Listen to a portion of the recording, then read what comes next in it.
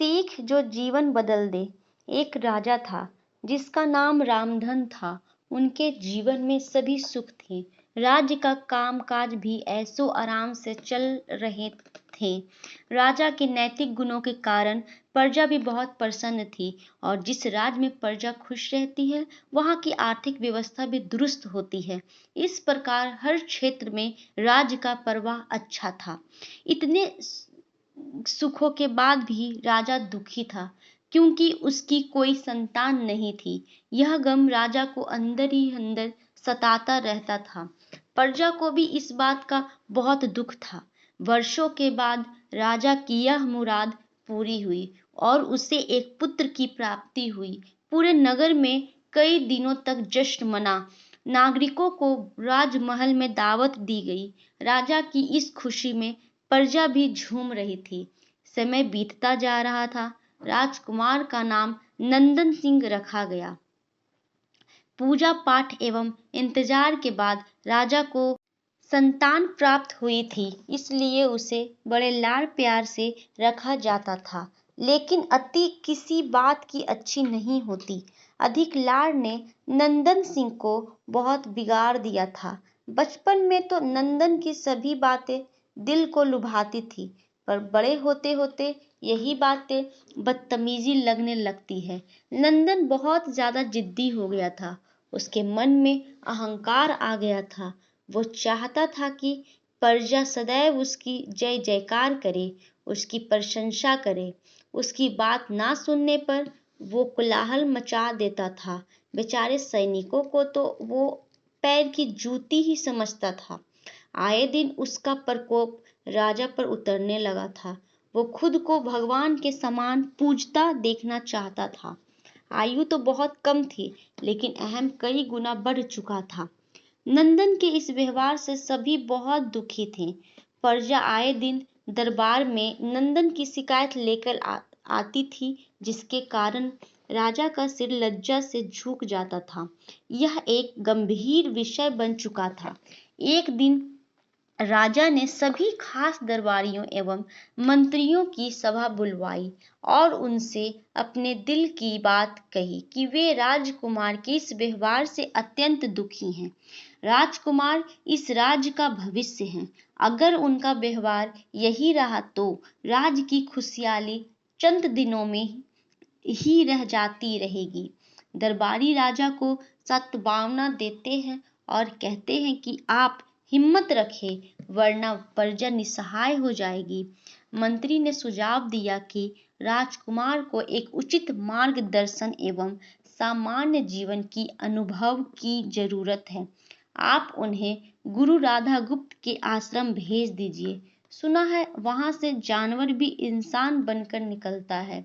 यह बात राजा को पसंद आई और उसने नंदन को गुरुजी के आश्रम भेजा।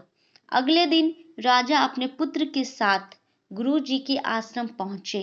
राजा ने गुरु राधा गुप्त के साथ अकेले में बात की और नंदन के विषय में सारी बात कही।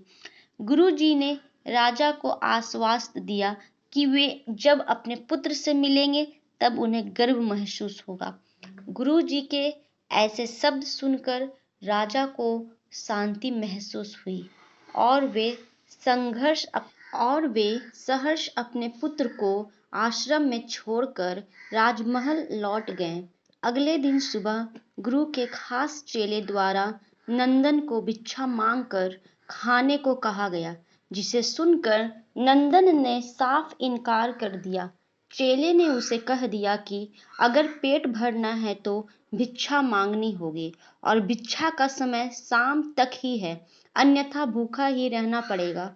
नंदन ने अपनी अकड़ में चेले की बात नहीं मानी और शाम होते होते उसे भूख लगने लगी, लेकिन उसे खाने को नहीं मिला। दूसरे दिन उसने भिक्षा मांगना शुरू किया। शुरुआत में उसके बोल के कारण उसे कोई भिक्षा नहीं देता था, लेकिन गुरुकुल में सभी के साथ बैठने पर उसे आधा पेट भोजन मिल जाता था। धीरे धीरे उसे मीठे बोल का महत्व समझ आने लगा और करीब 1 महीने बाद नंदन को भर पेट भोजन मिला, जिसके बाद उसके व्यवहार में बहुत से परिवर्तन आए।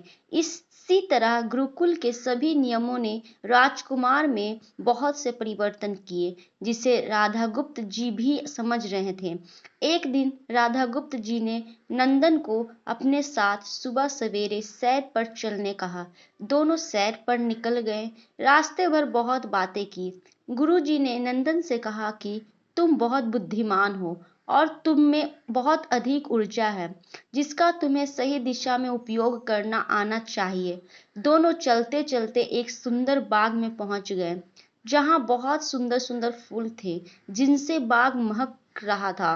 गुरु जी ने नंदन को बाग से फूल पूजा के लिए गुलाब के फूल तोड़ने कहा। नंदन झट से सुंदर सुंदर गुलाब तोड़ लाया और अपने गुरु के सामने रख दिए। अब गुरु जी ने उसे नीम के पत्ते तोड़कर लाने कहा। नंदन वो भी ले आया। अब गुरु जी ने उसे एक गुलाब सूंघने दिया और कहा, बताओ कैसा लगता है। नंदन ने गुलाब सूंघा और गुलाब की बहुत तारीफ की। फिर गुरु जी ने उसे नीम के पत्ते चख कर उसके बारे में कहने को कहा। जैसे ही नंदन ने नीम के पत्ते खाए, उसका मुंह कड़वा हो गया और उसने उसकी बहुत निंदा की और जतर कतर पीने का पानी ढूंढने लगा। नंदन की यह दशा देख गुरुजी मुस्कुरा रहे थे। पानी पीने के बाद नंदन को राहत मिली। फिर उसने गुरुजी से हंसने का कारण पूछा। तब गुरुजी ने उनसे कहा कि जब तुमने गुलाब का फूल सूंघा तो तुम्हें उसकी खुशबू बहुत अच्छी लगी और तुमने उसकी तारीफ की, लेकिन जब तुमने नीम की पत्तियां खाई तो तुम्हें वो कड़वी लगी और तुमने उसे थूक दिया और उसकी निंदा भी की। गुरु जी से नंदन को समझाया, जिस प्रकार तुम्हें जो अच्छा लगता है तुम उसकी तारीफ करते हो, उसी प्रकार प्रजा भी जिसमें गुण होते हैं उसकी प्रशंसा करती है। अगर तुम उसके साथ दुर्व्यवहार करोगे और उनसे प्रशंसा की उम्मीद करोगे तो वे यह कभी दिल से नहीं कर पाएंगे। इस प्रकार जहाँ गुण होते हैं वहाँ प्रशंसा होती है। नंदन को सभी बातें विस्तार से समझ आ जाती है और वो अपने महल लौट जाता है। नंदन में बहुत परिवर्तन आता है और वो बाद में एक सफल राजा बनता है। कहानी की शिक्षा। इस कहानी से हमें क्या शिक्षा मिली? तो कहानी की शिक्षा जो है, गुरु की सीख ने नंदन का जीवन ही बदल दिया। वो एक क्रूर राजकुमार से एक न्यायप्रिय दयालु राजा बन गया। इस कहानी से हमें यह शिक्षा मिलती है कि हमें गुण होंगे तो लोग हमें हमेशा पसंद करेंगे, लेकिन अगर हम अवगुणी हैं तो हमें प्रशंसा कभी नहीं मिल सकती है।